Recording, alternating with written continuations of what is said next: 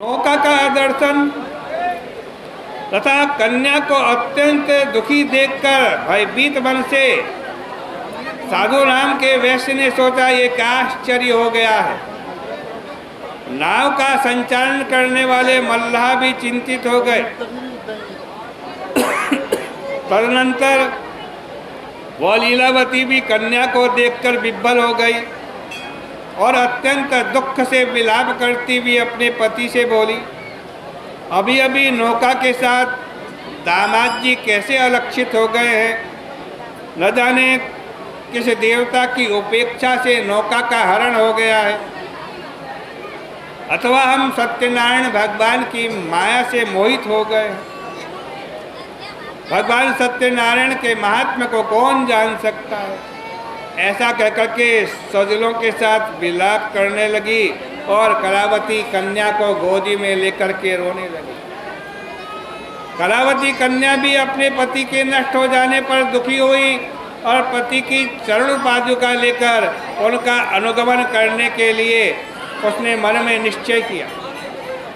कन्या के इस प्रकार के आचरण को देखकर भार्या सहित वह धर्मज्ञ साधु वणिक अत्यंत शोक से संतप्त हो गया और सोचने लगा, या तो भगवान सत्यनारायण ने नौका का हरण कर लिया है या हम सब उनकी माया से मोहित हो गए।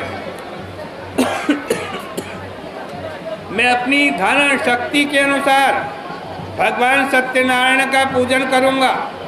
सभी को बुलाकर इस प्रकार कहकर उसने अपने मन की इच्छा प्रकट करी और बारंबार भगवान सत्यदेव को दंडवत प्रणाम किया।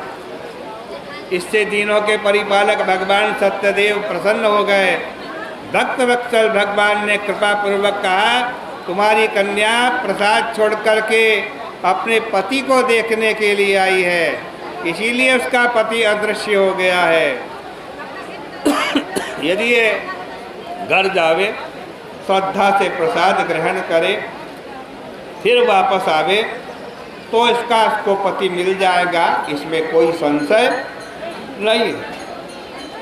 कन्या ने आकाशवाणी सुनी, तुरंत घर गई। बड़ी श्रद्धा भक्ति पूर्वक भगवान का प्रसाद ग्रहण किया। वापस आई तो अपने पति को प्राप्त किया। पिताजी से कहने लगी, पिताजी अब घर चलो, देरी क्यों करते हो। साधु ने कहा, बेटी जिन भगवान की कृपा से तुझे पुनः पति की प्राप्ति हुई है, पहले उनका आभार तो व्यक्त करते। वहीं पर साधु राम के वैश्य ने भगवान का पूजन किया। फिर धन बंधु बांधों के साथ वापस अपने घर में आया और फिर हर पूर्णिमा संक्रांति में भगवान सत्यदेव का पूजन करके इस लोक में सुख भोग कर इहलोके सुखम भुक्ता चांते सत्यपुरम जयो। इस लोक में सुख भोग कर अंत में सत्य लोक हो गया। इस प्रकार से श्री स्कंद पुराणे रेवाखंडे सत्यनारायण व्रत कथायाम चतुर्थोध्याय के चौथे अध्याय की कथा भी भगवान के श्री चरणों में समर्पित करते हैं। बोले सत्यनारायण भगवान की जय।